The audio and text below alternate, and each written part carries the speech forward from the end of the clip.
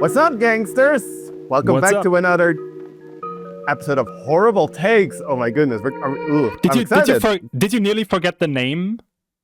How could I ever? I mean, that's all I've been thinking about these last 2 weeks since we recorded the last one. It's like, oh, what about our new Horrible Takes? Yeah.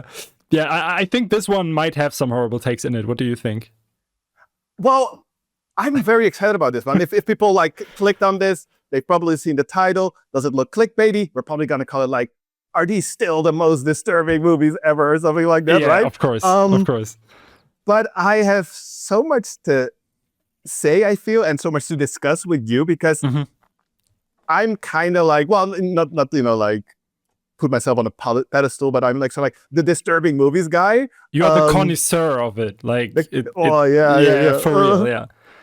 Well, so I've paid my dues, if you will, and these are two interesting titles. I don't even really know your view on it, so that's why I think it's going to be an interesting discussion. True. I think we didn't talk about it that much yet. No, You're right. No. You're right. But yeah, first of all, I think we have to get just some news from our own sides out, and then we can jump into it. That makes sense. Share with me your news, please. So my news is pretty much first thing is the first song that you mentioned last time is already out. I think it was already out when the podcast dropped, and I completely forgot while recording. Yeah, it was. Nonetheless, I saw some really, really cute comments about it that people actually listened to it, so I'm thankful for that. And the second song is also out already. So the second song with my vocals and music video and blah, blah, blah. So that's out now. I'm excited for that. And last week, I think, I watched Iron Lung in the movies, in the theater. Oh, shoot. What is that again? I see it in a letterbox when it's most popular this week. But I don't know much about it. So it's a movie based on a little, really, really little 20-minute video game called Iron Lung. And that video game is just about you are in a submarine that is called Iron Lung, it's the code name for it, and you pretty much just you are down in a blood sea, and you have to make pictures from the outside because there is no window on the Iron Lung, but you have to make pictures in the game, and then you just see the pictures what's outside. And then you navigate through that, and everything looks kind of crude, and you have to find out what's going on there. And at the end, it's just one big jump scare. That is a fish in your face, pretty much. Yeah, is it like a horror game? Yeah, 100%. Yeah, it's makes just sense because it's Yeah, it kind of does some cool world building here and there, but it does not do a lot with that world building. As far as I know. It sounds like the classic. Is it Insidious? Where they have one of those how do you call those little old toys where you flip through a photo, just rotating, and then click, and that the second or the third or the fourth is gonna be, Yeah, it's kind of that. It's kind of that. And the thing is that, as far as I know, how that happened is that Markiplier made a gameplay, like a let's play of that game, and it went crazy viral. 20 million views, I don't know. And that's how the game also got success. And Markiplier made this movie. He directed the movie, and he's the pretty much the only actor in the movie as well. It's all made by Markiplier. Yeah, and it's self-financed and everything. And this movie blew me away. Really? I'm completely amazed by it, yeah. It's one, I think this might go up to my all-time favorite horror movie list. I loved it. Yes. And it played theaters then, I guess? Was it picked up by... I don't know anything about it. It was picked up, I guess, by a distributor, a relatively big distributor? Or No, it's not. It's all self-financed. It's all independent. And he just had, I think, a few plays in America. It did on the first weekend. So the movie costs 3 million, I think. And on the first weekend, it made 20. No way. Yeah, Holy it shit. blew the fuck up. And that's crazy. That's why they played it on a limited run in Germany, pretty much. Yeah. And I just noticed they still play it. So the first run worked even in Germany in original audio. So it was not translated. It was just in English and just subtitles and stuff. And it went incredibly well, and they still play it. So it's in the theaters in English in Germany for over a week now. This is insane. Wow. This is crazy. In this day and age in freaking Germany. Yeah. Yeah. Is there a dubbed version, you know? Probably not even, or... I don't think so. I think it's just, as I said, just like full independent and stuff. And that's so cool. Good for the guy. Good for Markiplier. It's making quite a buzz. And there was some weird stuff about it as well, that it got kind of thrown out of the top movie list in America because Trump didn't like that it sell more than Melania, the movie. Oh shoot! Oh my goodness! Yeah. Yeah, there's some crazy stuff going on. And then I saw a post by Markiplier saying, "Yo, my movie was in there. It was literally number 2 in the top selling movies list, and then it just disappeared out of nowhere one day after another." Okay, so there must be like some weird propaganda stuff in the background. Yeah, wouldn't be surprised. Oh my goodness! But yeah, it's worth it if you have the chance. Check it out, 100%. Yeah. I have no idea if it plays here in the Netherlands. I'll have to check. It's been a while since I've been into the theaters in general, but okay, cool. Is it something worth seeing in theaters, or it would be just as? I think it is. It is. It's really, to just run that down real quick. It's a really intimate movie. It's literally in this one room, and it's only Markiplier talking to the camera and to a microphone, pretty much. Like, that's the whole movie. Oh, wow. But somehow the world building, the atmosphere works. The special effects are, in my opinion, pretty fascinating. Like, it looks pretty damn good, everything. Wow. And for me, it just worked. It was never boring. The thing is, it's in one room and it's playing over 2 hours. So of course, if you kind of have a problem to get into the character and get into the world, it will be boring. Then you're stuck. I'm sure. Yeah, exactly. Yeah. Makes sense. But for me, I don't know. It somehow worked. The thing is, I also have kind of thalassophobia, so I'm afraid of like being deep in the water and stuff. So this movie just pulled some strings for me. Fair enough. Makes sense. Totally. So like from the beginning, I was like on the edge, and everything just worked out. So I was pretty excited. Yeah. Yeah, that's so cool, man. I'm definitely gonna, after this podcast, read into that a little more, because I had no idea. I saw like the poster, the title, recognized the title. It came out of nowhere. It came out of nowhere, I think. For me, it came out of literally just now. So, oh my goodness. Yeah. Wow, so what about you? What's on your life? Yeah, really not that much. I don't really have my update section is gonna be pretty short. The only thing I want to maybe throw out there is that usually I try, like the first week of the new year, I try to put out a video, best movies I've watched in the previous year. Now we're halfway through February and still not out. I'm working on it. I notice that and I can't really pinpoint why, but my motivation for things in general has took a big dip starting each year. Mostly what I do is I work and maybe watch a movie in the evening and sleep in the weekends. I have this free time and I don't feel like doing anything. Sounds a little sad, but I'm just throwing it out. I'm for now, I'm just blaming it on winter, I guess. Maybe. So it's almost there. Like I'm pretty far done with it. I just have to find a little motivation to finish it. So to motivate you a little bit, I love those videos of yours. Oh, like they are always pretty interesting, and I always find like some little movies that I did not pick up or anything. So that's okay. Maybe I should finish it then. Please. Yeah, do it for me. Just do it for me. Yeah, exactly.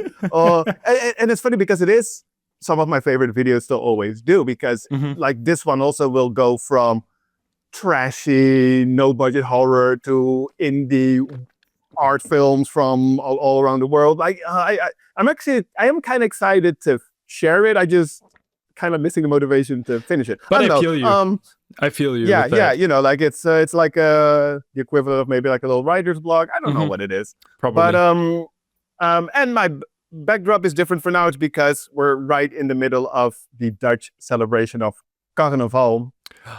You told me, yeah. Yeah, and it's basically like 6 days of people getting as drunk as possible, dressing up. It has its history in like Catholicism, I guess, but nowadays it's just like drinking as much beer as you can. And I live in the city of my center in the southern part of the Netherlands where this is celebrated. So it's just like 6 days nonstop, like noise in the room where I normally live, which is on the side of the street. And this is my work/bedroom, which is on the other side. So it's a little more quiet here. It kind of feels like the marketplace where everything happens is literally in front of your window. Yeah. I mean, you've been here. Like, you kind of know like how close I am through all where the festivities would be. Mm-hmm. Yeah, I can imagine. Yeah, but I'm making it work. I watch a movie in the night with like my AirPods with noise cancellation, and that's how I go through that. That's the life. Days. Exactly. Awesome. It's like until next. It's Sunday now. It's like till Tuesday, so not too bad. That's okay. It's okay. Mm-hmm. At least you have a room where you can kind of escape. That's something. Yeah. Exactly. Yeah. So no complaining. Mm-hmm. Okay. So let's jump into the clickbaity movie titles. Oh yeah, let's do this. I'm hella excited for this one. Really. Me too. So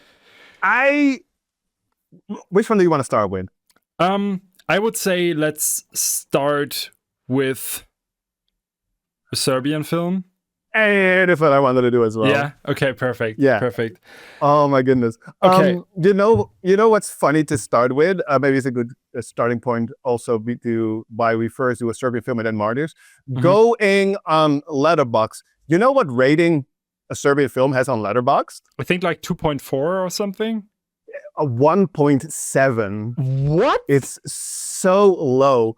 Martyrs has a 3.6, which is relatively high for a horror exploitation movie.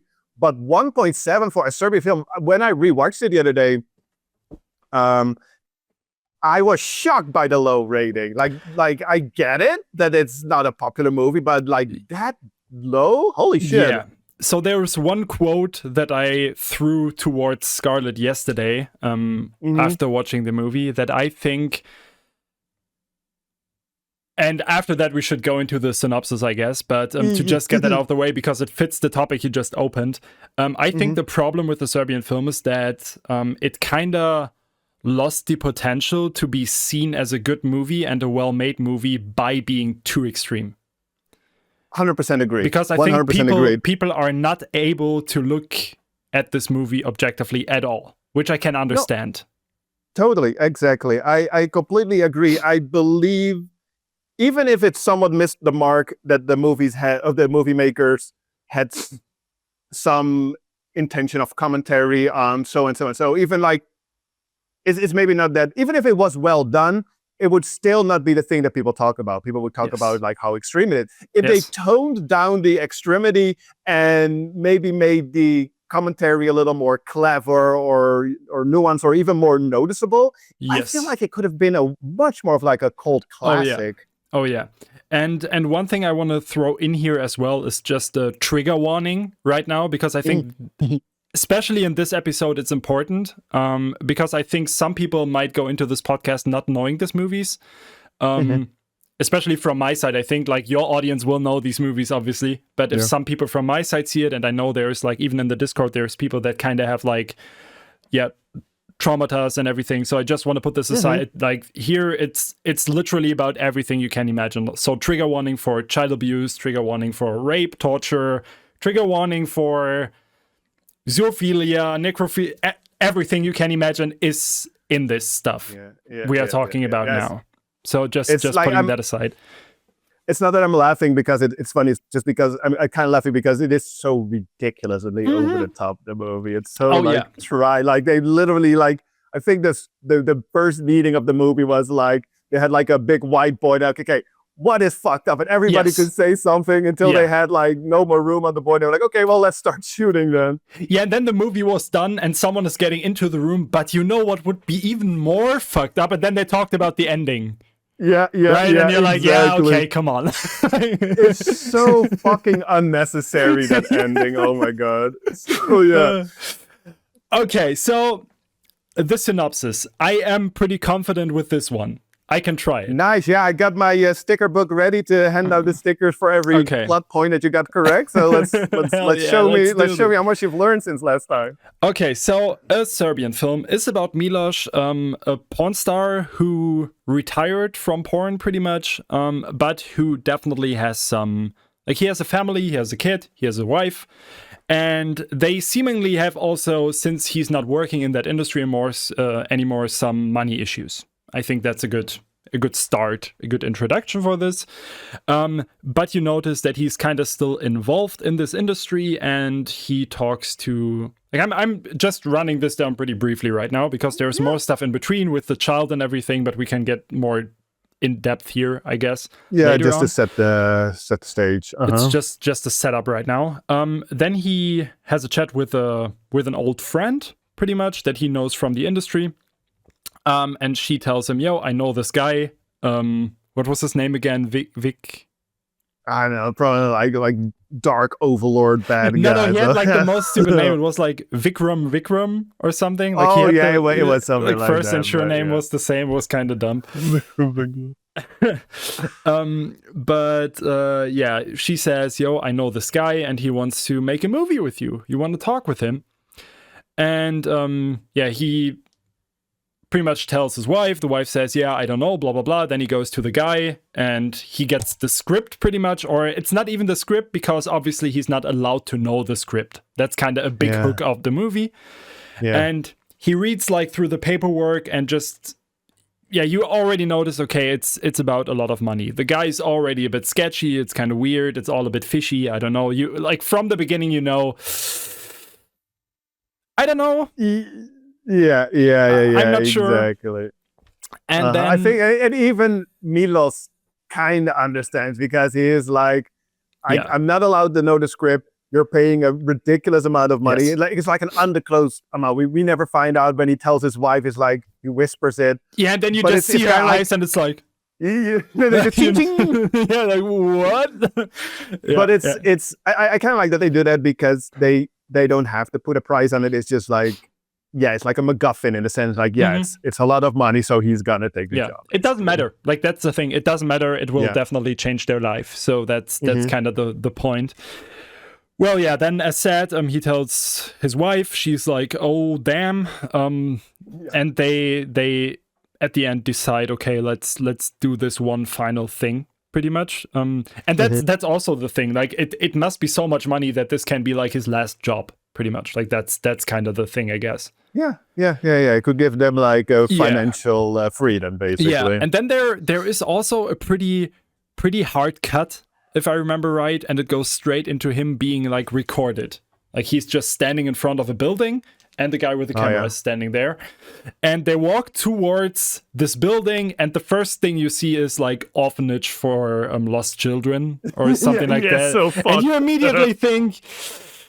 Okay, it's about this guy who was in this industry and they go in this building.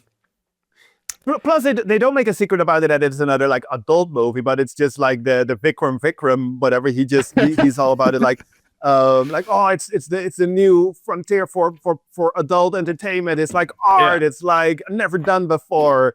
So he was supposedly like a legend in the Serbian porn industry, Milos, right? Yeah, exactly. That's important. Yeah, he can always get like a hard dick, like every time. Yeah. That's why he's such a legend. And then then on his first day of this new mysterious shoot, he walks into an orphanage, like children orphanage. Like, no, please not. Yeah, and then he goes inside there, and then it starts like pretty heavily immediately because there is like a child looking at him, and then a mom is coming in that room and like screaming at the girl and stuff, and like it's pretty. That's the thing, like right from the beginning, and that's. I should just do the synopsis and talk about it later. It's kind of getting out of hand here again. But yeah, he's in that orphanage and shit starts, like shit happens. Obviously there is stuff happening that should not happen. As I said, like you never see that some assault is happening on children or anything, but it's always somewhere around it, if that makes sense. Yeah. Well, then it continues, and here I'm kind of lacking again right now because I'm under pressure because you're looking at me like this. No, I'm sorry. Maybe I can take it over a little bit. Like just if anything, I can like wrap it up, and then we can just dissect it little bit by little bit or parts that we want to bring up. Because after the synopsis, I have one thing, and that could be an interesting starting point. And that's let me see if I have it open. Yeah, it's I think like the top review on Letterboxd. I'm just going to read it to you and go sweet. from That's there. Cool. But basically, so Miller, basically from the beginning, he is skeptical. It's literally just the money that drives him. That's the big motivator. Yes. And after that first shooting, he has a pretty unpleasant experience with it because there's like children on the set, and it gets like pretty rough, more than like normal rough in pornography, I guess. And then I think he feels guilty about it almost immediately after the first shoot. Yes. And that's when he talks with his wife about it and saying like, hey, you know what? It's a lot of money, but I'm not going to do this. So then he decides like next time I'll tell him in person and to like, hey, like and that's, I think, also when the infamous scene when the Vikram, let's just call him that, shows him that what they've shot before, but we'll get to that later. Yeah. Basically, he's coming to say like, hey, I'm done. They don't like that.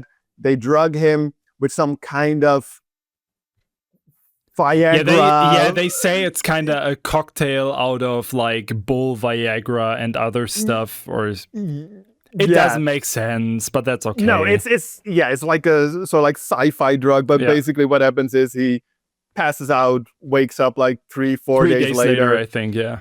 And he's like, what the fuck happened? Yeah. And he finds these tapes. I guess he goes to the location or something. He goes to the location, and no one is there. Like he can just go in there, and before that everything was like guarded and stuff, and now he can just go in there. It's kind of weird.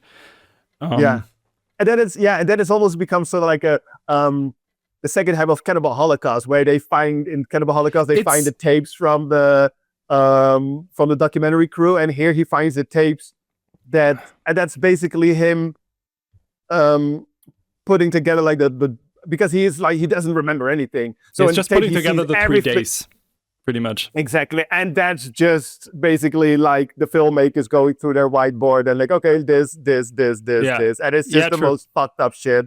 All for them to film the art project, I guess, with him. Yeah, pretty much, yeah.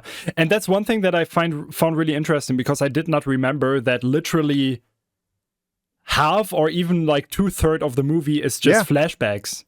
Yeah, exactly. I did not remember that, and that kind of like they show the same stuff, but it kind of waters it down, if that makes sense, if you know what I mean. Yeah. It's kind of weird. Because at some point they intercut. It's not that you see him watch the tapes; you just basically see what happened, as if in like they could have also just shown it while it was happening. But then sometimes we see him like, oh shit, and then he walks into another room. I'm like, oh yeah, shit, there was a flashback basically, and then we see him, and then he sees something, and it triggers another like memory or something, and it's like, I wasn't the biggest fan of that storytelling device. But I think it maybe makes the pacing a bit better, or they thought it makes the pacing a bit better if they can just like cut the heavy stuff in there, because like the last half was not a lot between those heavy scenes. It's just him going from one location to another, and then shit happens. And it also makes it somewhat surreal and dreamlike in a sense. At least that's what I felt, and that's what I wanted to say at the beginning. That one thing I like about this a lot is like from the start of the recording of the pornography film, of the art project, it feels like, okay, Milos is just getting thrown into an entirely different world. He doesn't know the rules. He has to find out what's going on. And it feels completely surreal. And I kind of like that a lot. Like, I like this approach of, okay, from this point, it's not the real world anymore. Yeah. Kind of. And that it just does something with me, because I want to figure out what's happening in this specific zone he's in. And on the first day of shooting, he also has like this little Bluetooth earpiece in, so he's literally being like guided into it. It's just, okay, walk through the door, like take a ride, now talk to her and stuff. So it's that's very interesting. But you wanted to read the review. It's like 2 sentences. Yeah, please go. It's the not the top, it's the second most liked review, and it reads: some men make movies that are basically straight up torture porn with rape, a literal pedophilia, and excuse it as quote unquote shock value. No, you just exposed your pedophilic rape fantasies and it was disgusting. Jill, full caps, exclamation mark, half star out of 5. And do you agree? Oh, this is tough. It's a tough topic to talk about. So the thing is, one thing that I noticed over time, and one thing that I noticed especially with the stuff that also happened, like with Till Lindemann from Rammstein and stuff, is that you can never 100% disconnect the artist from his art. So the director is definitely someone who had like these thoughts in his head, and he would know, okay, people will get messed up by it. I don't think, though, that you can just say, okay, because of this movie, the director is a pedophile. Yeah, no. That's kind of my thought, but I kind of understand it as well. It's a really, really tough topic. Of course, I don't know the director. I have no idea. Maybe he's the most disgusting piece of shit, right? Like that can be the case. So I don't want to like protect anyone that I don't know anything about. But I still think, and that's also a topic that I talked with Scarlett a lot. For those who watch this episode for the first time, which can happen with this topic, I think. Scarlett is my wife, just to put that aside. I'm watching all this stuff with her. So we talked about it and we discussed it and we came to the conclusion that... So I think, just to get that out, I think there is definitely a certain critique and stuff in this movie going on about like the Serbian state and everything. And the government and blah, blah, blah. I think it is in there somehow. And I think the idea, which somehow worked, kinda, that if we make a movie like this, and of course it does not have like $1 million budget or stuff, but if we make a movie like this that does critique on the Serbian system that we live in, we want to make it as shocking as possible so it reaches as many people as possible. Yeah. And that worked out. Yeah. Like, that worked out. Without this shock value, not that many people would talk about this movie. The thing is, though, and that's like the counterpart of it, the problem occurs that what we talked about earlier is that people only look at the shock value nowadays. So you don't talk about the critiques. You don't talk about like the thoughts behind the movie. You just talk about, okay, there is this, and that in the movie, and that's everything everyone is talking about. So I get the point. It kind of worked, but not in the way that the director maybe had the intention for. You know what I mean? Yeah. It's kind of complicated. Yeah, totally. No, yeah, it's exactly. And it's kind of like the double-edged sword of like, okay, yeah, we want to make it as extreme as possible to get noticed for the message we have. But then they did that and it did get noticed. But not for the message they have, but for how extreme they made it to get the message across in the first place. So it's kind of like a failed experiment. And yeah, like I read it a little bit, and the director apparently wanted to say stuff about the state of life in Serbia, but also like about film censorship in Serbia, like the film industry, and you can make these arguments. And okay, so there's this famous scene in this movie, and they call it the newborn porn scene. I'm laughing again because it's so ridiculous. And basically, at some point, the Vikram he shows Milos a scene that they shot previously, and it's literally a woman giving birth, and then a man taking the newborn baby and raping it.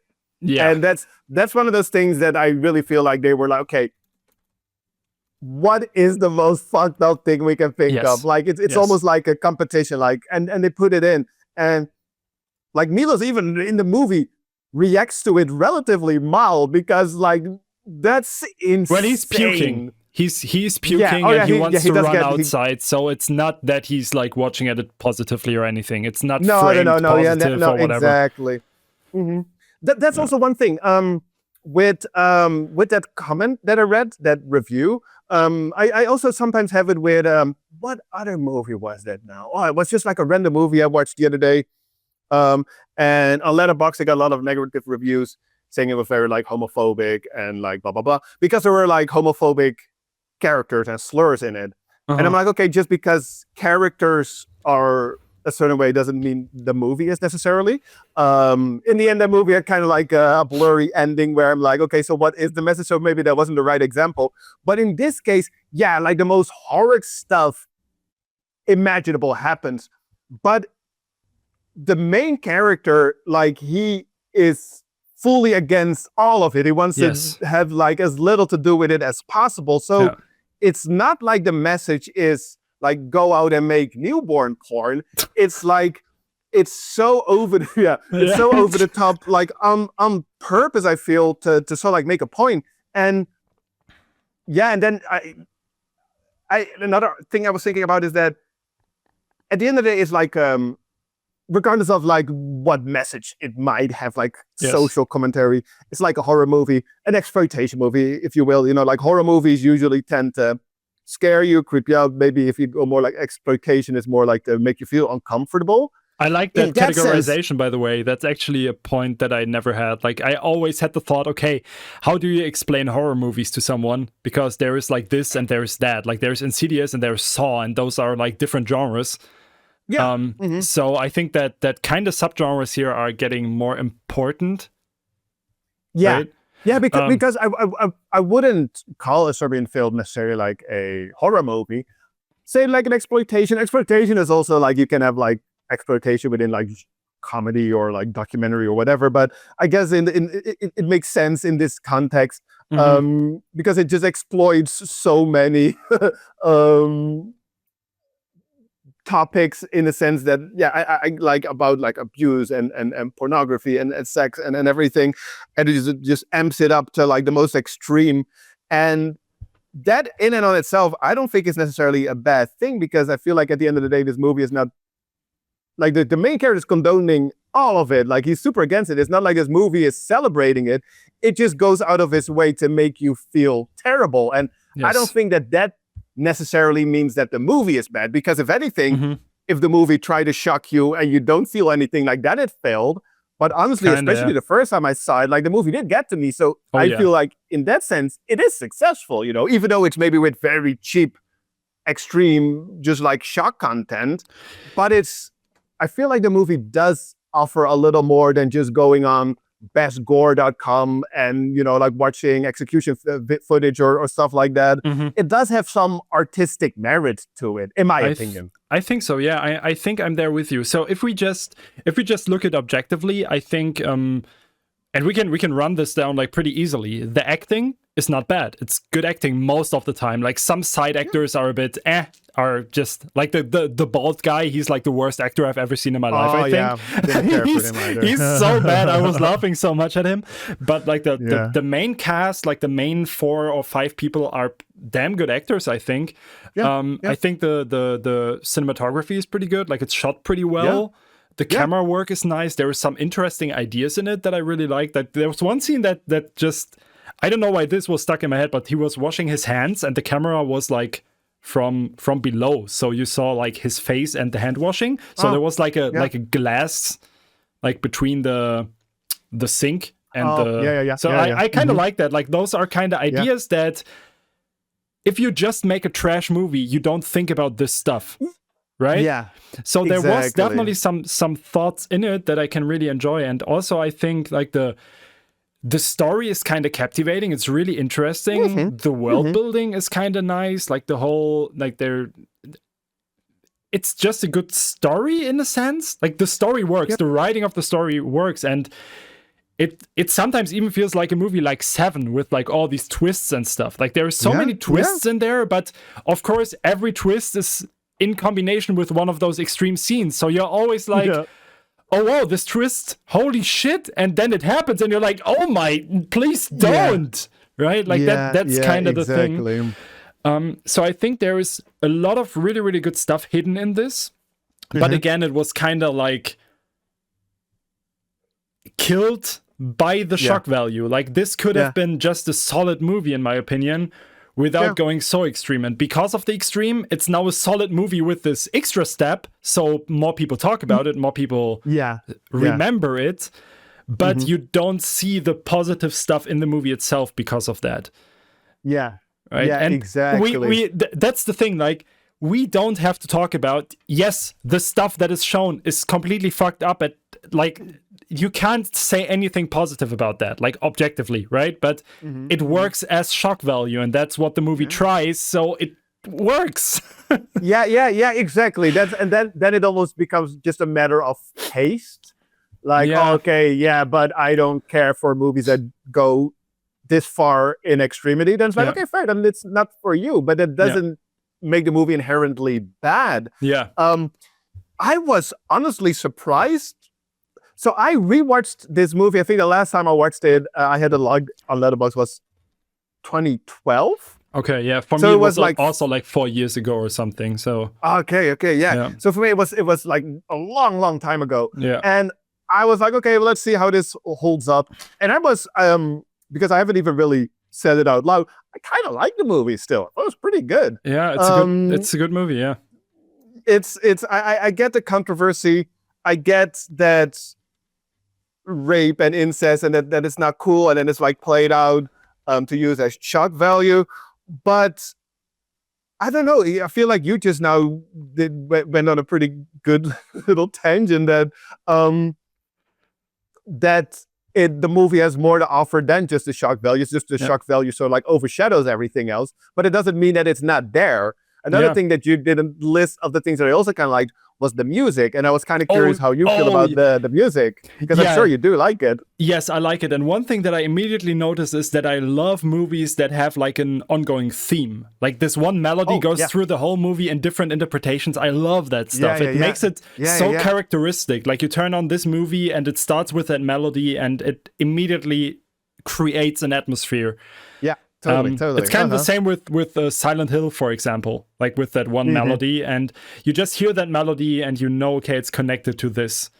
And not enough movies do this, in my opinion. I think that's a really, really clever thing to do, to just make a film recognizable. How do you call it? A motive? Yeah, maybe. Yeah, kind of. Yeah, right? Yeah. It's I clearly get that. I'm It has the ding ding ding ding ding ding ding ding ding ding ding ding ding ding ding. I love it. And then they have the sort of like dubstep version at the end. The outro just goes full. I love it. It's so good. Really it's cool. Like, oh fuck, man, yeah. So one thing really quick, just like coming back to that comment that about review with the. Sure, like it's disgusting, and like you say, maybe it did all come from the mind of a writer. So, but I at some point I made I reviewed this movie twice, and I think in one of the two reviews I say something like is it fucked up? Like, sure, it's like, but hey, if I want to, I can come up with something even worse, like, so it's not necessarily unique to this filmmaker that he can think of something fucked up. Sure, he made a decision to produce a whole movie around it. Like, that's quite the dedication. It is, but with the whole, and I get that review is so like maybe like hyperbolic with the jail, but and I get that that's maybe like a joke, but if we're starting to jail people for like artistic freedom, is kind of like maybe a slippery slope. I've also read comments saying that I think Unearthed Films, the distribution company that has the US rights for Serbian film, I think so. For years they've been teasing that there's like this making of documentary on the movie. I just read about it as well. Yeah, it's maybe it's already done. Maybe it'll probably see the daylight one day. Maybe. But I've also read or read comments from people saying that from the behind the scene footage that they've seen, that it's just like any other movie set, and people are laughing and having a jolly time, and but they're just making a super fucked up movie. But I also get that. And that's another one thing that I maybe want to bring up now really quick, and we can also talk about this in the context of Martyrs. That I feel that nowadays, say this movie is already, it's 2009, this movie. 2009 or 9. Maybe the German release was 2010. Okay, yeah. Letterboxd has it listed as it's 2010. Okay, but that's 16 years ago. Yes. That's a long time. Yes. Martyrs is 2008, so that's 18 years ago. Yeah. Audiences have changed. People care less for using rape and incest and pedophilia as shock value.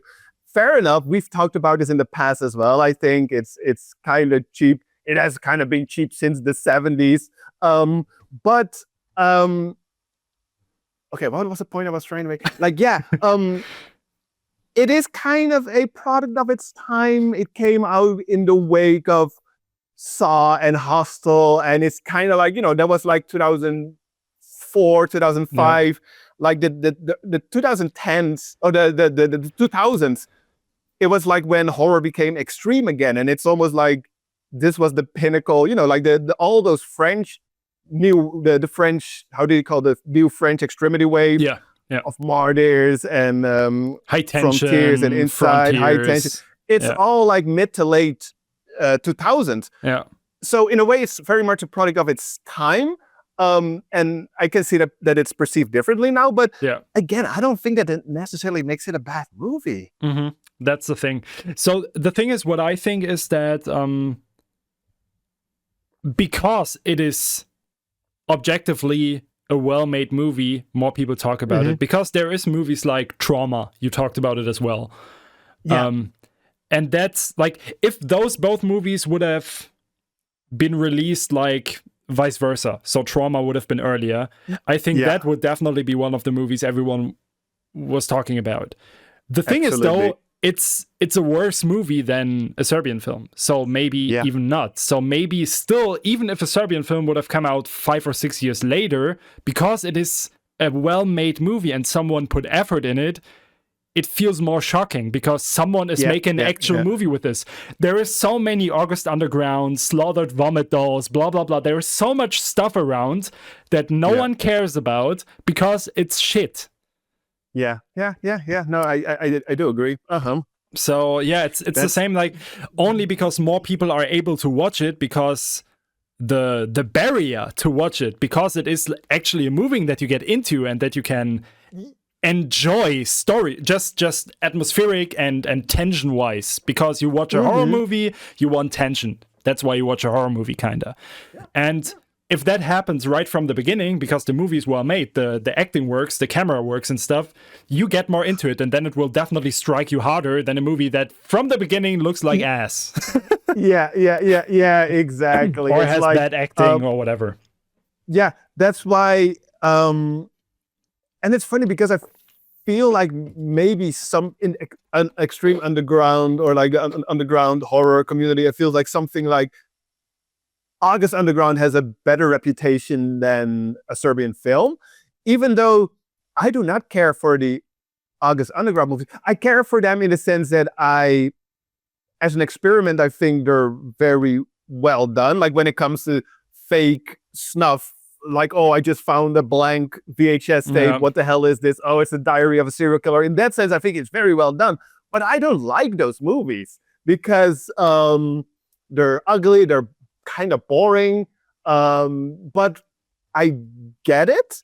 But a Serbian film, and I rewatched it this week after a long time. I was like, I was invested. Yeah, like you say, I was like, oh, and the music and the cinematography. Another shot, I think, is one of the first day he's on set.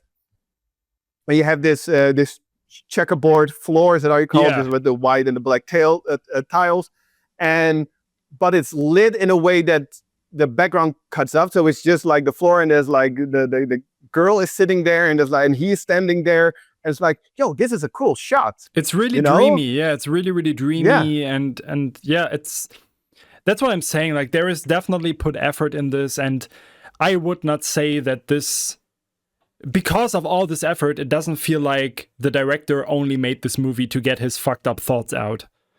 No, exactly. Because then you can make a different movie. Then you can make a home movie like Lucifer Valentine. Exactly. And for Lucifer Valentine, I would make the case that he literally made this movie just for his own sexual gratification. Yeah. And that irks me very much the wrong way. And but with a Serbian film, it's there's much more going on. I believe it has social commentary, even though it's not communicated in the best way or the most subtle way or the most interesting way. Plus, again, like we said, it gets overshadowed by the and we didn't even really list many of the fucked up stuff that happens. But I think we don't have to. That's the thing. No, exactly. Right? It's kind of like the amount of money that they get paid in the movie. Like, you don't need to know that how much it is. Yeah. One thing I will say is that on the rewatch, like I said, it's been 14 years or so since I last watched it, which, no, that doesn't make sense. It was like 12 years. I think we 2014 or so I last saw it. But still, like, over a decade. It was still like as fucked up because I knew that it wasn't as graphic as I thought it was.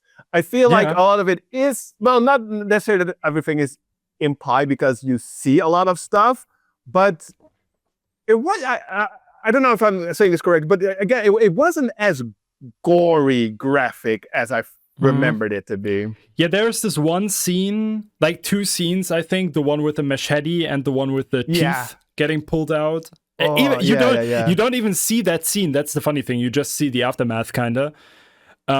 But those two scenes are pretty graphic when it comes to the gore. But there we have to say it again. The VFX are kind of crazy. They're dope. Yeah, no, I think these things are fucking cool. Yeah, but that the dick prosthetic looks completely. I had to laugh so hard. Like, it literally looked like a stick or something. It was like a broomstick or whatever. What did they do there? How he holds it? Like, it's so unnatural with the knife. Because he threatens to cut off his, because that's his most valuable asset, right? Like his dick. So he's like, at some point he's threatening to cut it off. But then also towards, we can spoil some of the gruesome stuff because that was his one, and it was so, that's kind of when, even though it's very much at the end and they already crossed in like ridiculous over the top territory, but then he gets the big bald guy with the glasses, and you find out he was wearing glasses because he's missing one eye. So Milos decides to skull fuck him to death, I guess. Like, and it's why would you do that? Yeah, like, he just puts his dick in, which I guess he has like he's still hard at that point, which is weird. You have to understand, dude, that was the only way to get out. It was the only possibility. Of course. Yeah. Like, that's the point. Like, you other chance. The movie is so clever. Damn. Yeah. No, but honestly, I think we did point out pretty well that we don't like glorify that anything that happened in the movie. No, it's awful. It's insane. Yeah, it's completely insane. It's completely over the top, and I understand. And here I could open another topic, but then this podcast would go probably 6 hours. But just one thing that also came into my mind. I think a big problem is also the internet, and it happens that many people are able to see these kind of movies or even read those kind of books, because I don't know if you are like familiar with this whole like dark romance movement at the moment when it comes to like books and stuff. Not sure. So to get this down real quick, because Scarlett is kind of a bit into that and stuff, and I think it's interesting as well, is pretty much that there is like actually a lot of women that write books that are classified as dark romance, and pretty much it is romance books, but with a dark twist. So it happens that the girl falls in love with their rapist and stuff like that. Oh shit! Yeah. And that stuff goes crazy viral on TikTok and everything. So many like the whole like book talk. And many people, because of this virality and because of people that are really young, see these book talks, start to read this stuff pretty damn young and maybe get triggered by it. And that's bad. So the internet is just piling this up like crazy, and many people who obviously should not, like, there is people I would never suggest, watch a Serbian film, it's a good movie, because I know it will mess them up like for their entire life. It can happen. You should only watch this if you know that you're stable and comfortable with the topics. And it's kind of the same with the books and everything. Of course, there is maybe young children or young young girls, young guys, even whatever, who read these books, who had like traumatizing experience in their past, and they read this and it throws them back entirely, and they can go to therapy for the next 10 years because of a book. Like, that shit can happen. Oh shit. Yeah, and without the internet, I think this wouldn't happen, because you are not able to find this stuff so fast. Exactly. No, that's very true. It's kind of weird that trend is happening in the literature world as well. Yeah. Like, that's it's the same that happened with movies in 2010, right? It's the same stuff, but yeah, exactly. Yeah. And but then it's but the reach that you can have on TikTok is insane compared to what you could have with YouTube 15 years ago with extreme horror movies. If so, like it's always been very niche. And Serbian film did very early on get that. I think that's also kind of like a blessing and a curse. Again, they completely succeeded in the, hey, let's make it as extreme as possible so we can get as much reach.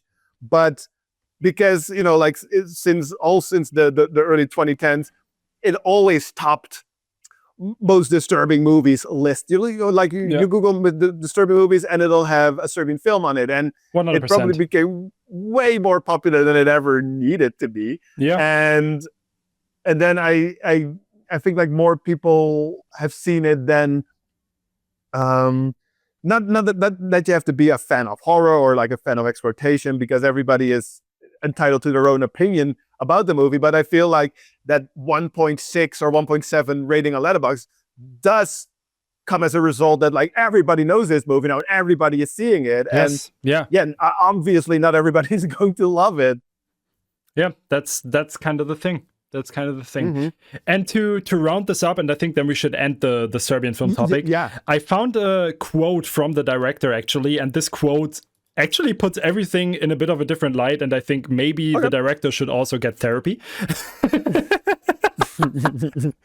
So pretty much, director's quote: "I hope that's easy for normal people to see that this film is not about arousing, amusing, or entertaining. There is nothing entertaining inside, or God forbid, arousing. We are using genre and some tough tools to make our point.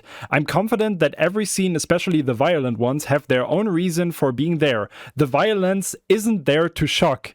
That was never the idea. Maybe the reason why this movie is so hard to take is because it's almost like drawing my feelings on the screen. I'm sorry, but I feel like that."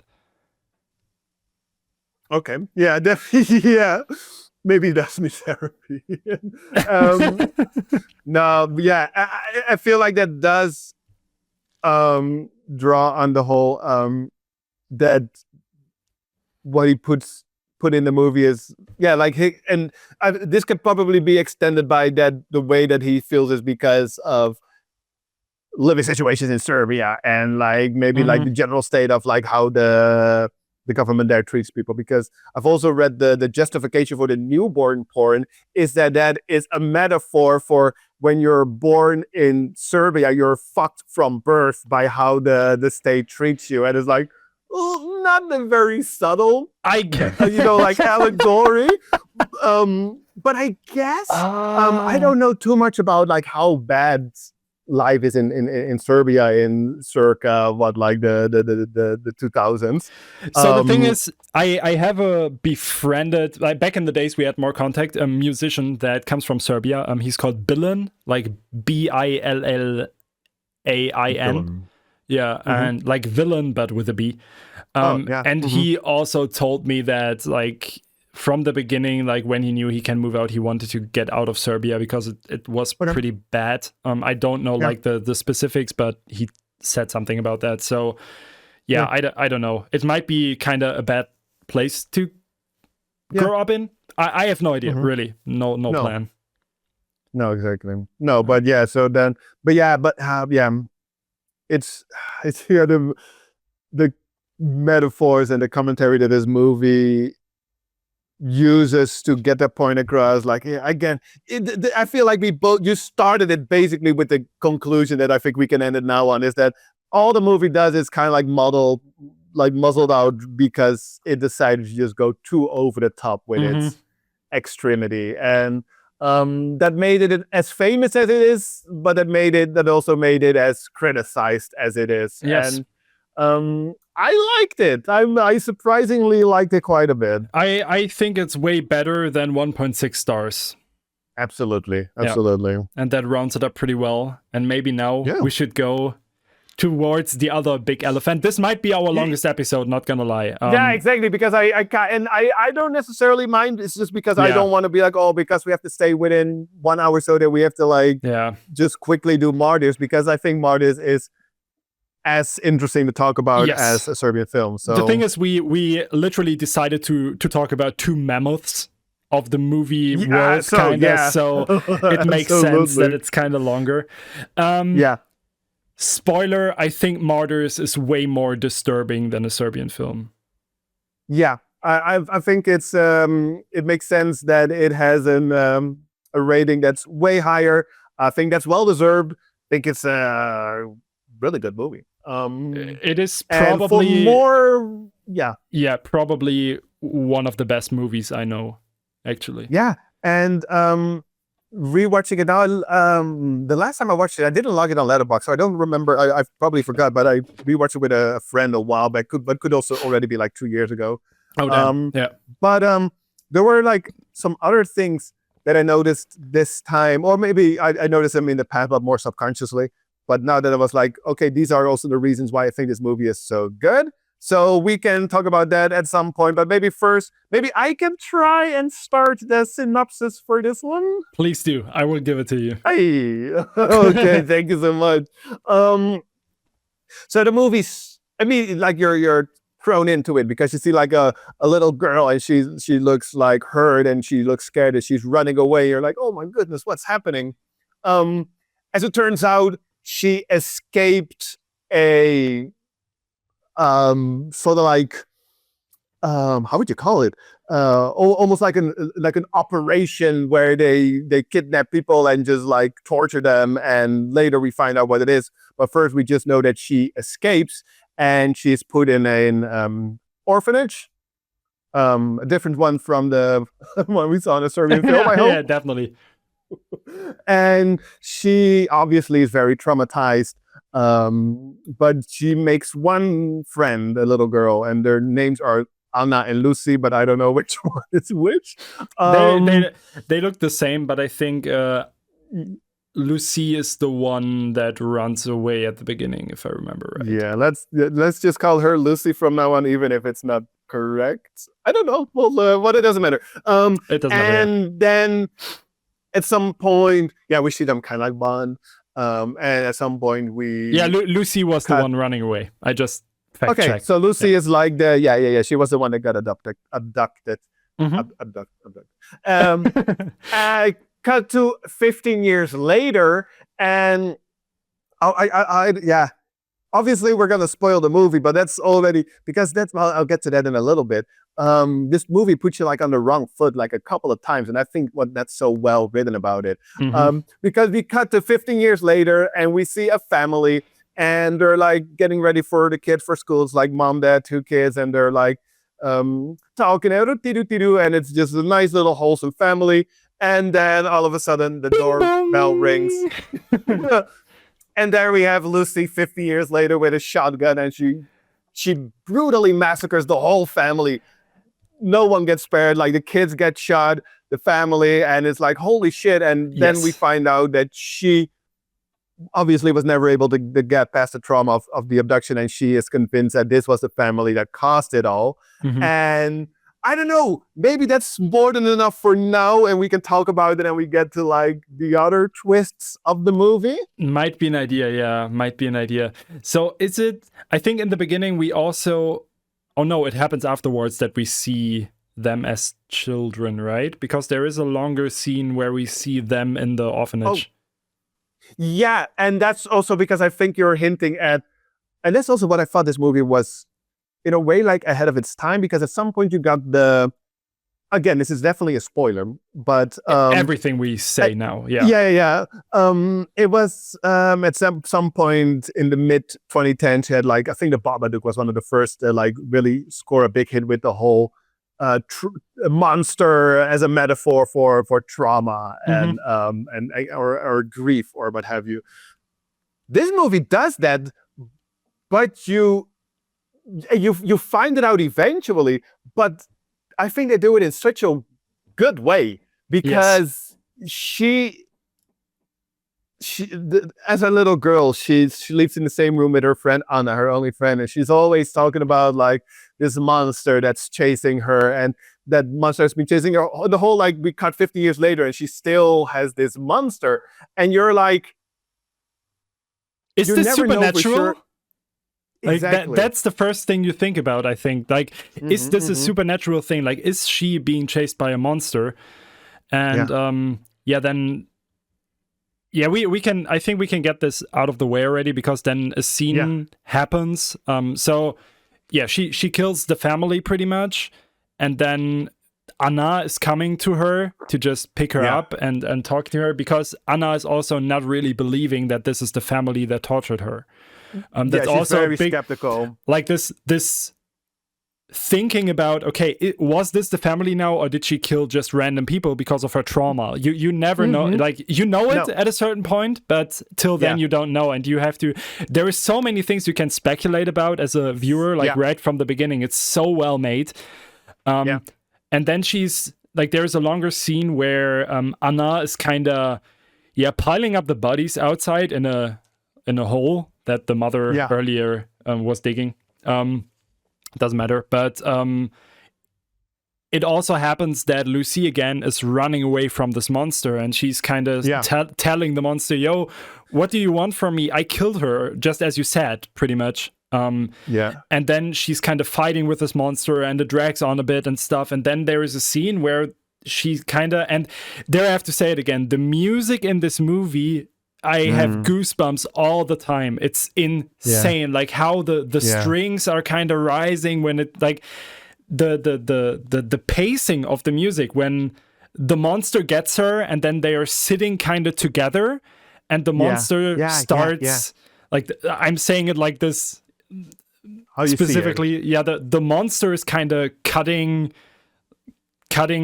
her arms off and everything. Like the arms open of Lucy, and the music is getting like really, really calm, really intimate, really melodic and melancholic, and it's so hard hitting. And then there is one camera panning where you then realize after I don't know 25-30 minutes or something, oh shit, it's herself that is just cutting her. Dude, first time, I was really young when I watched this for the first time, and back in the days I had a girlfriend with similar problems, not in that in that manner. But when I saw this scene, I was so close to crying. Like, this hit me really fucking bad, because I had someone close that had like similar experiences with like self-harm and stuff. Also, maybe a bit late, but trigger warning.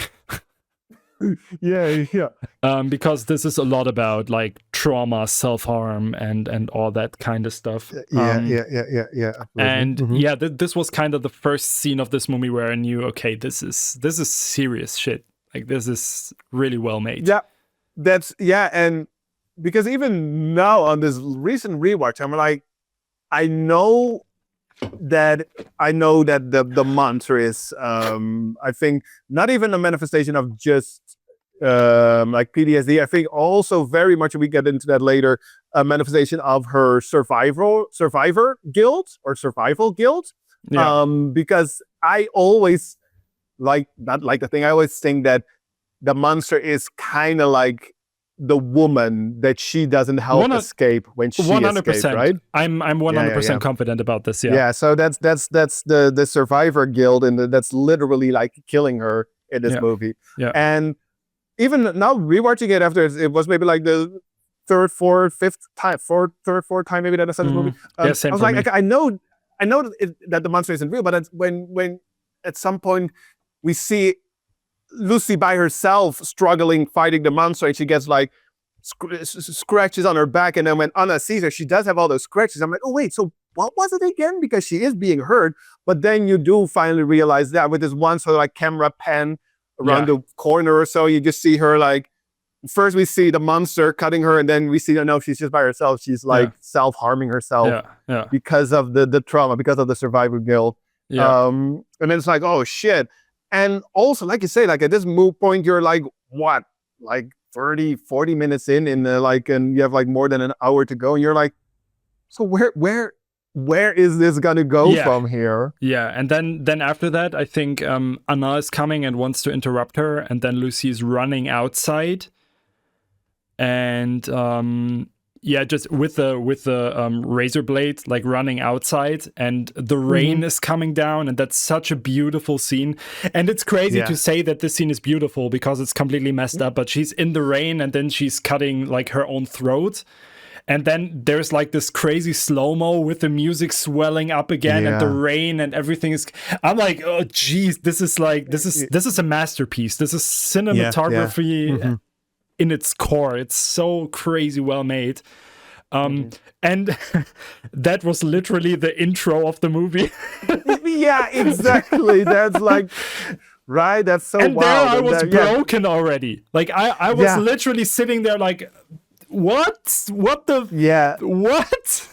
and the worst stuff hasn't even started yet. Yes. That's insane. Yeah Do you want to keep going in the synopsis? Yeah exactly. So I think first what still does happen, because basically like Anna is like, okay, well fuck this sucks. Like her best friend killed herself. And I think it was more. I actually think it was more than a best friend, though.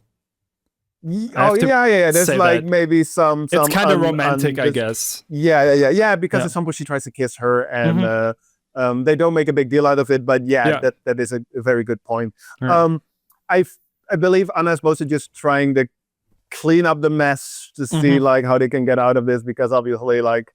Her friend committed multiple homicides, but then I think at some point she's just like leaning on something, and she sort of like finds this hidden entrance. Yeah, I think it's behind a bookshelf or something. Yeah, it's something like that, right? And she's like, And at that point, I was like, okay, you technically didn't do anything. It would maybe be wise to go to the police at this point. Oh yeah, because 100%. You don't have to protect your friend anymore because she's unfortunately dead. But this is also, and that's what you said earlier, if you've seen the movie before, like but if you see it for the first time, you don't know if that was the family that did anything to Lucy. No, exactly, Not until the point that Anna finds the hidden hallway and she goes in. And then she finds this whole underground installation of like rooms which basically confirms like, oh shit, this is where Lucy was held captive. And that's where she finds this other woman was there when Lucy was there 15 years ago and still is there. And she must have gone through like the most insane torture, abuse and torture. And she has a metal plate like put over her eyes, which is like milled in through her skull. So it's insane. And that's, I think, also the moment you realize like, okay, like she was that monster. And she wants to help her, which she kind of does, but obviously that woman is so traumatized that as soon as she's sort of like freed, she tries to also like that whole like section is also so tough to watch, I think, when she wants to bath her and stuff, and she's like scared of the water and it's so tough, man. It's so heavy, dude. Yeah. And then I think at some point because you said, you're like, okay, well, it went here. Now I understand that the story went on a little longer, but she frees her. Then it's like, okay, and where is the story going to go from here? And then all of a sudden it's like, bang, like the woman gets shot in the head. Yeah. And all of a sudden there's like a group of like 5-6 people entering the house. And again, maybe if you watch it for the first time, you're like, oh, is this good or is this bad? Because you have no idea what's happening now. Yeah. It would make sense that people think if it was like police or whatever, well, police wouldn't, it's not USA, but they would maybe like shoot without asking questions. But you could be like, oh yeah, let's save this woman, this Anna, because there's like this weird, creepy person. But then it turns out that they are part of this huge operation, and it all comes down. It's the movie almost like bites off more than it can chew. Is that how you say it? Because it gets really ambitious in the sense that this whole operation they set up is because they try to create the ultimate martyr through just endless abuse, and it almost becomes it's like it's kind of like a religious cult. It feels like, because what they also show is they show a lot of pictures of like people that died, but like on the brink of death, they made a picture and they are still alive, but death, and that's what they try to recreate to kind of see. And we see later that it's all old people. Old rich people, old, pretty much white rich people. And they just try to build or like torture towards this perfect martyrism, to see the other side, to understand what's on the other side. Right? Yeah, exactly. And then it pretty much happens that the next part and the longest part, and I think that's the biggest weakness of the movie, to be honest. The longest part is just an excessive, really, really long, in whatever form you can imagine, torture scene of Anna. Pretty much. Yeah, exactly. But I like the first half more, I think, than the second half. But then the climax I find interesting again. Oh, 100%. 100%. Yeah.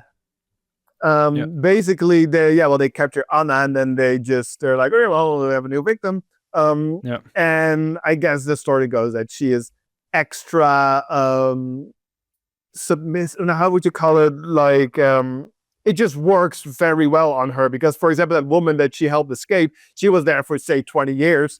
And I guess she never reached. No, exactly. And this, and Anna, I don't know if they ever disclose how long she's there, but say she's there for like a year, like a couple of months, but she already reaches that, because it's, I don't know, she's just very, she was a good test subject for them. There is one point in the movie, because we mainly now hear her thoughts. Like, that's kind of the main story hook from now on, that she's getting tortured, and then we hear her thoughts between it. And there is a certain point where something tells her, I think actually Lucy, like the voice of Lucy is telling her, yo, just let go. And accept it. And that's the point where it's kind of twisting, that she just accepts her fate. And then there's like these crazy scenes where she gets punched and just dumps to the floor like a sack and stuff. That's fucking hard to watch. It's so tough. Like, it's so crazy because I have a censored version of this movie, and I think it's better than the uncut version, because this scene is just 15 minutes shorter. And the thing is, it's the first half is like gory, graphic, like for like those when Lucy shoots the family with the shotgun, it's like flash. It's almost so over the top, but it's kind of like cool gore. That second half with the whole bit where Anna is being tortured, it's not like gory. It's just fucked, it's just like they just slap her around. It's so mean. It's so it's really tough to watch. Like, it's obviously nothing enjoyable to watch, like, not at all. No. And at that point there is not much story, so that's what I think the biggest flaw of the movie, specifically in that section, is that it kind of comes to a standstill, and it's just like like, oh yeah, no, fuck, and then she gets like some nasty food, and it's like and then the next, like you see like a few weeks later she gets some food, and it's like and it's like, man, this is not fun. You get it pretty fast what's happening. Exactly. And then it just feels like, okay, we have to show it longer. But the thing is, I think what this movie tried, and it works out, is to make it really, really uncomfortable to watch. And that's kind of what happens. Like, it just gets more and more uncomfortable, and you just slowly but surely see this progress of her and the evolution that's happening in her brain. And then at a certain point, the next step pretty much is that, you pretty much see that she's getting the skin cut off entirely, but her face... they get like the best fucking surgeon in the world, I feel, because that's insane. Yeah, that's pretty crazy, but also the setup kind of looks dope. Yeah, like, for if I had that for like Carnival here, like Carnival, everybody goes dressed up. If I had that, that would be the fucking show of the star of the show. But yeah, they literally skin her alive, and that's basically the last they say, right? Yeah. Because how do you go back from there? Jesus. Yeah, and then there's a cut. Like you see just her getting skinned, and you don't see it really graphically. You just see that something's happening, and you see her face, right? The expression, just like, and you hear that something's getting cut off.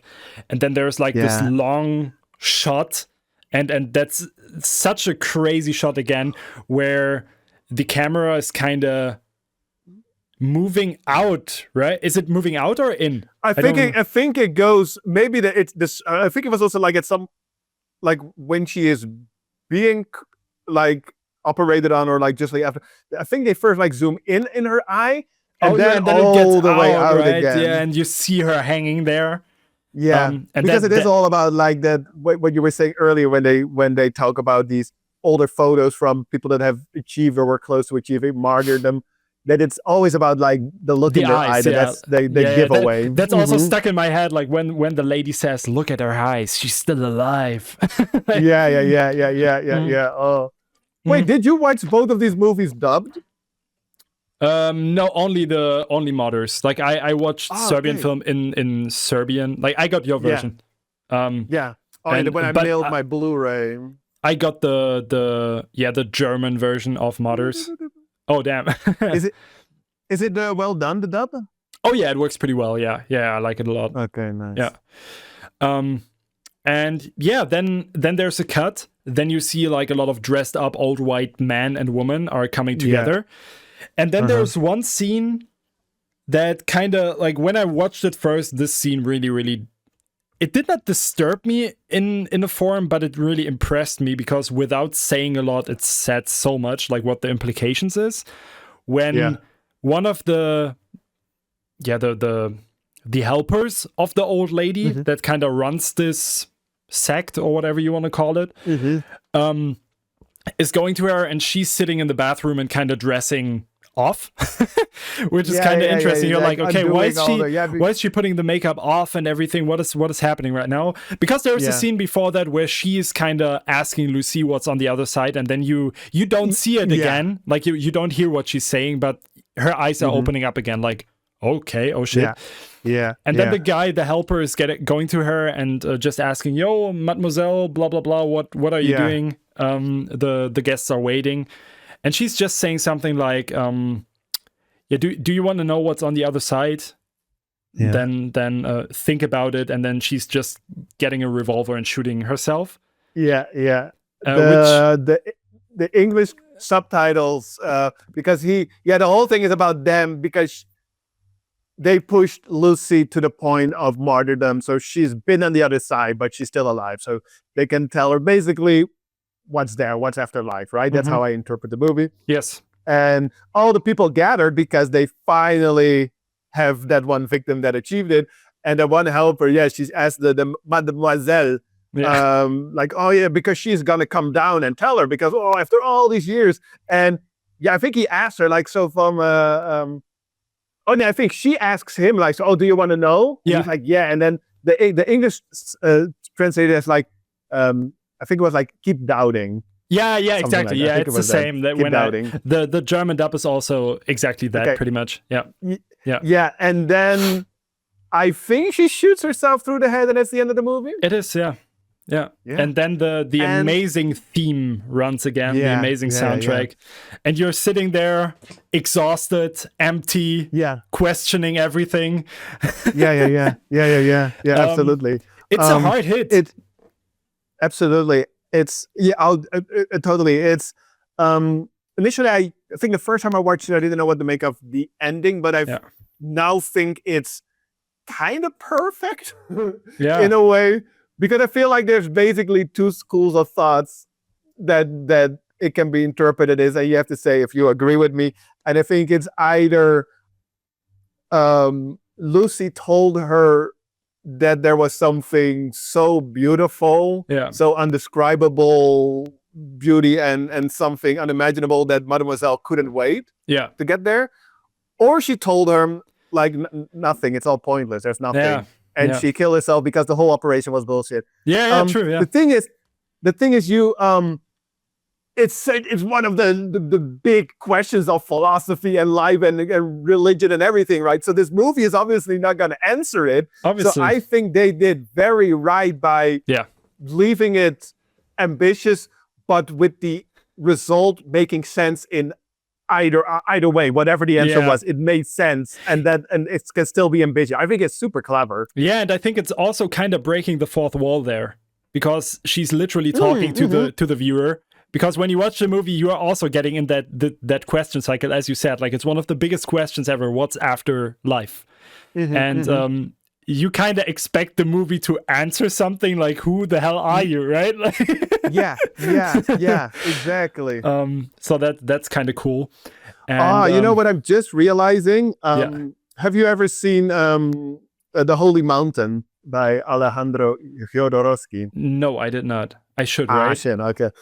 Yeah, I love it. I would be very curious what you think about it. But that movie, I don't want to spoil that because that's not the ones that we are discussing. But that also has to do with the question about the meaning of life and working up to that point, but then answering it in a way that, because obviously movie is not going to answer it, and having a kind of clever way to deal with it. And I just realized that it's kind of like what this movie is doing as well. Oh, funny. Okay, interesting. Sounds good. Yeah. But and then you're a little more than 90 minutes later, you're completely exhausted. Yes. And you're like, what to make of this? But oh my goodness. And I think the rating, for the people that are beautiful. on video, I have a very nice release for this one as well. Yeah. For the audio people, I just showed like my no, the video will be on Spotify as well. Oh yeah, nice. But some people might just not. I was just showing the release I have for the movie. But I think that the score on, say, a Letterboxd at 3.6, which is for these type of movies relatively high, especially I don't compare that to a Serbian film. I think that very much reflects the general audience's reaction to this one.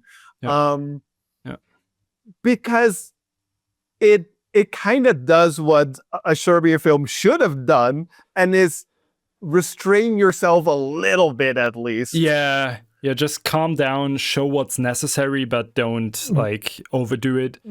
But then I think like what is really, really obvious here is that also Pascal Laugier is a way better, like way better, like a completely different class of director, in my opinion. Yeah. Oh wait, what else did he direct again? The Tall Man, Ghostland. Yeah, those are the. Oh yeah, House of Voices. Have I seen that? I don't remember what that is. I've logged it on Letterboxd. I don't know what it is. Interesting.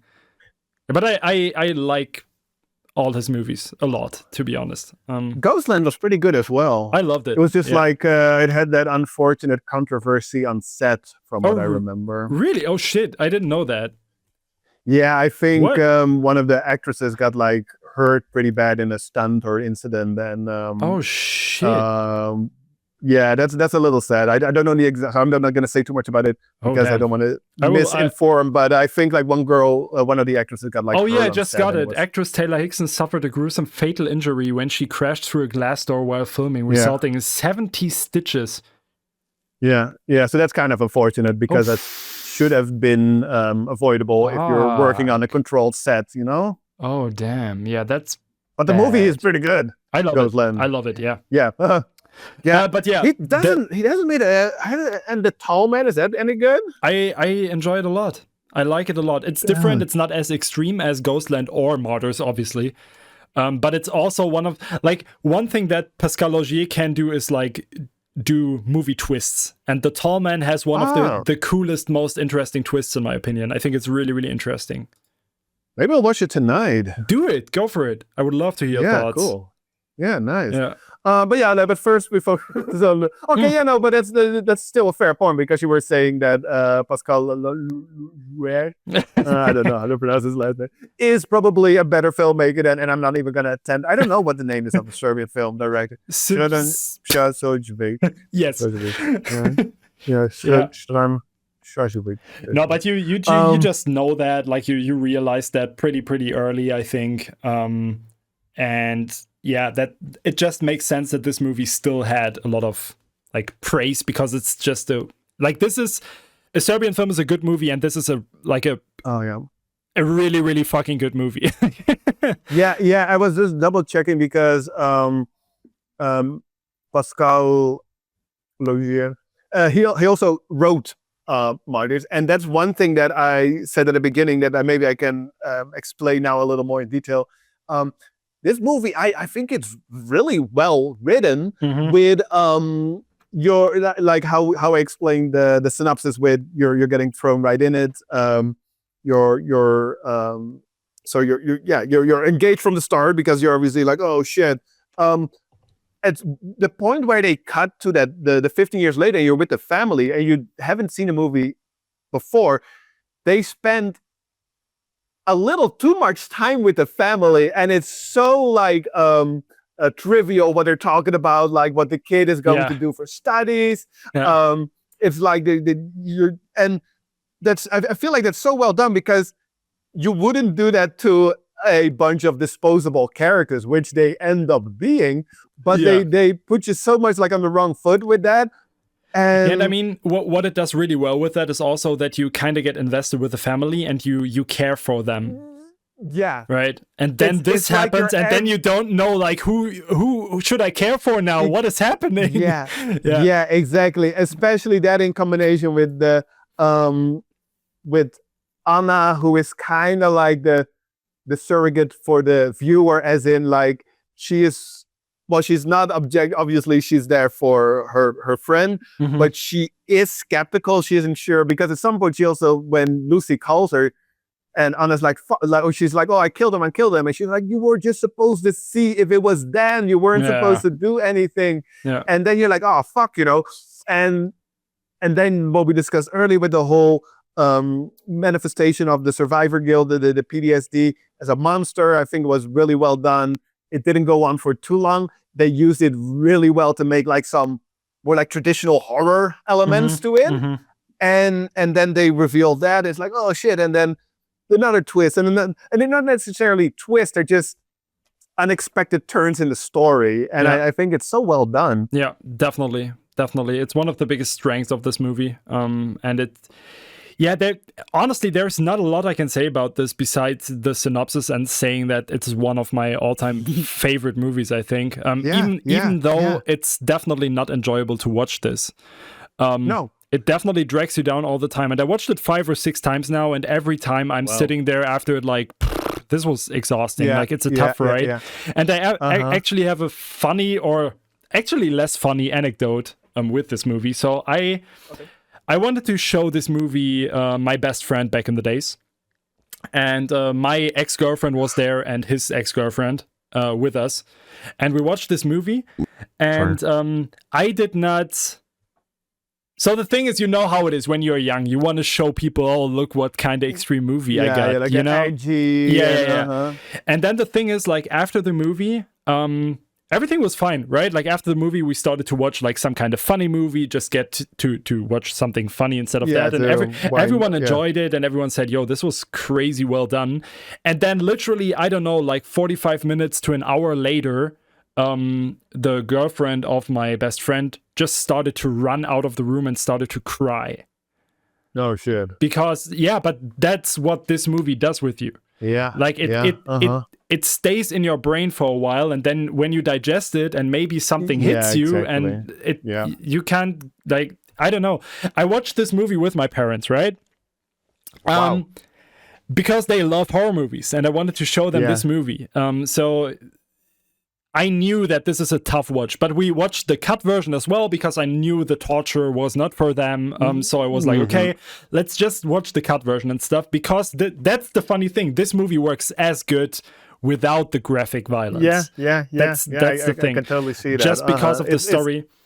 And it's not like a 90s, 80s slasher that you really just watch for the creative kill and stuff. Yeah, and I think a Serbian film would have the same problem. Like if it's 20 minutes shorter and there is nothing of the violence, it would be kind of not as impactful, which is a problem with that movie. And it shows again just the quality of the movies, I think.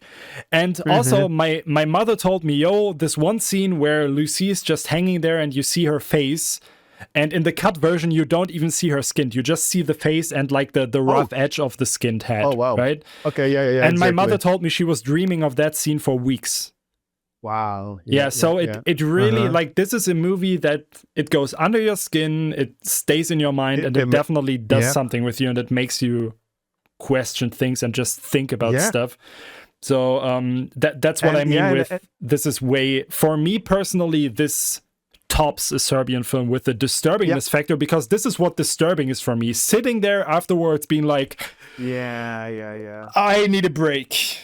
Right? Yeah, exactly. And I can see how a Serbian film obviously maybe more so causes that feeling while watching, but afterwards you're, especially with that fucking ending that we in the end didn't end up explaining, but a Serbian film is basically in the end it's it doesn't matter. It's kind of like kicking you when you're down times a million, and it's almost so over the top. You're like, come on. And then the song comes. It's like cool, and you're like, the cool sign. It's like, okay, boom. How well Martyrs ends on a very different high note, and like both those examples you gave with the friend's girlfriend, with your mom. It's you can say like, oh yeah, but then how horrible must this movie be? But I think it also speaks of its strength, because again, like not every movie has to make you feel all jolly and giggly inside. And I, for one, can speak from experience. I've watched so many of these movies, and there is something about connecting with that part of maybe yourself, like just like lesser fun thoughts, but still from the comfort of your couch, from 100%. The safety of your own place or the movie theater or where have you. I don't think that's a bad thing or even like a weird thing to want to experience. No. And when a movie, like it's more that you maybe feel like you wasted 90 minutes if you're going for that experience and the movie doesn't achieve that. And it's like, just like nasty. But a movie like this that achieves that is like, that's impressive, because apparently it doesn't work with just throwing disturbing stuff at your at your face. And you really need to have some level of like artistic merit and storytelling. And I think it also is pretty, and to you listener, correct me if I'm wrong there, I think, and what I heard from other people is that it's kind of respectful when it comes to like traumas and self-harm and stuff. Like it's not really on the nose and everything. It's not exploiting this. I think that explains it pretty well. Exactly. And one thing, and it's not that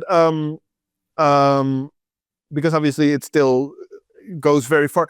There is no sexual abuse in Martyrs. No, not at all. Which is kind of, it's not like great movie, so progressive, but because that is, I feel, maybe also why this movie holds up a lot better. If this that part with Anna when she gets like captured in the end, if that was all like I spit on your grave, last house on the left style, like torture and rape the whole time, I don't think this movie would have hold up as much as it does. No, because it would just really get tasteless then. And like this, it just has a certain class, if that makes sense. It's weird, but within the disturbing movie, we are in this field right now, so we have to talk about it. Exactly. And then, relatively speaking, this is a rather classy movie. It's weird to say, but I completely agree. Yeah. Nice. It's I was initially planning on when you came up with this idea for like this episode, I was like, I think it was it last weekend? I was like, I'll just have like a little double feature. I think I posted it to Instagram. So I watched a Serbian film, and I was like, it's better than I expected. But then I since I knew both movies already, I was like, okay, then now March, I'm like, you know what?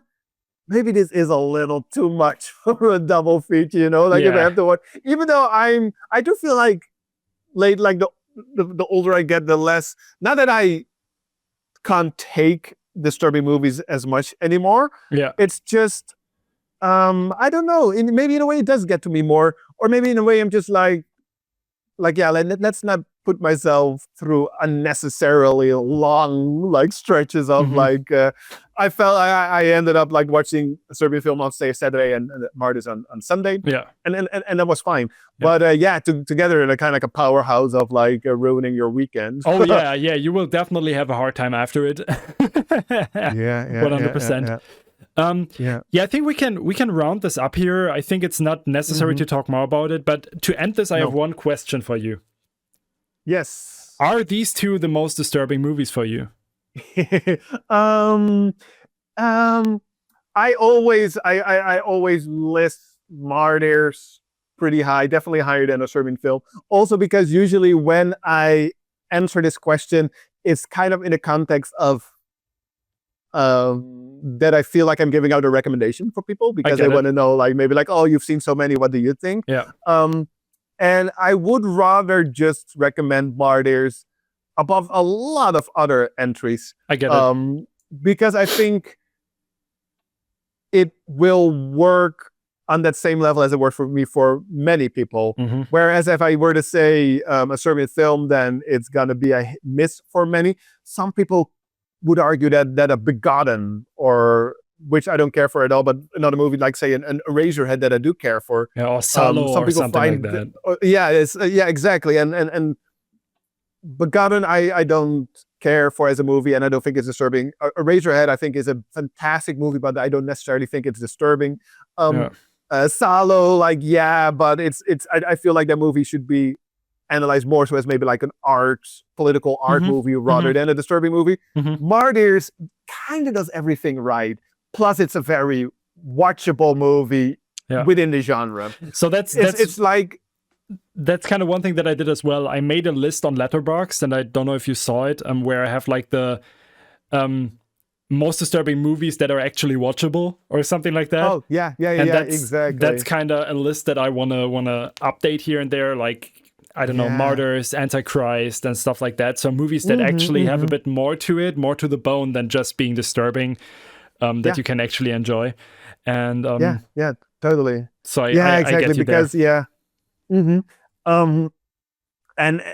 that's one thing that we talked about like here and there, but we can like work towards wrapping this up. But I think like Martyrs is one of the as an example that still holds up. Whereas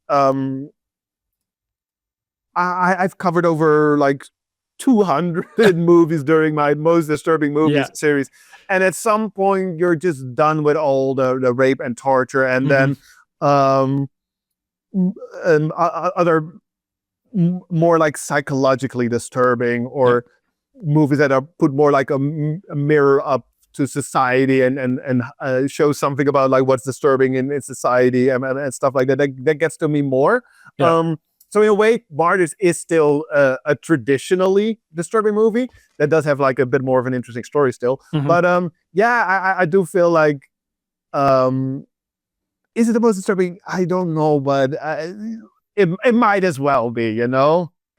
So I mean, we could just talk about it. So there might be a cut right now because my hard drive just went full and I had to delete shit. So let's wrap this up. I will give you the mic.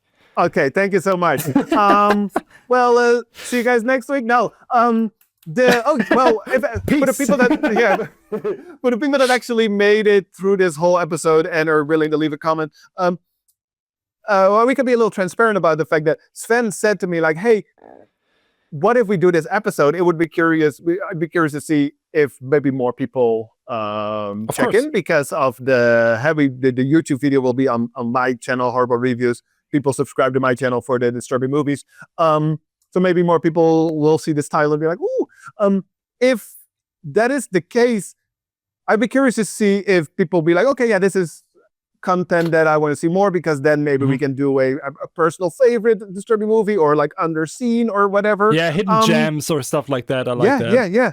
And if not, we'll just see how this one goes over, and we can do just whatever I mean, I for me, it wasn't just about like, oh, this might get more views, because and I think it'll show in the runtime for this one that I just really wanted to talk about this. Yeah, it makes sense. Yeah, exactly. So yeah, if feel free to let us know. I'm curious what people think, but I had a blast discussing these. I'm glad. I feel like we're really on the same page. I thought maybe you would hate a Serbian film more than you did, but I'm kind of glad that you have in a way, like a mature opinion of the movie, instead of just saying like, oh no, a pedophilia movie, bad, jail. jail. Yeah, no, I can look behind that as well. And the thing is, like, with that stuff, I only have a problem if the sexualization of a certain group of people happens too much and too obvious. And I think that's not the case in the Serbian film. Like, it's not about the sexualization, it's about the graphic sexual violence, kind of. So that's kind of different. But we talked about that long enough, I guess. Let's wrap it up now. Let's privately talk about this for another 5 hours, and then I would say let's call it a day here, I would say. Sounds good, man. We see you guys next time. Awesome. And see you next time. Have a good day. Cheers. Peace. Bye-bye.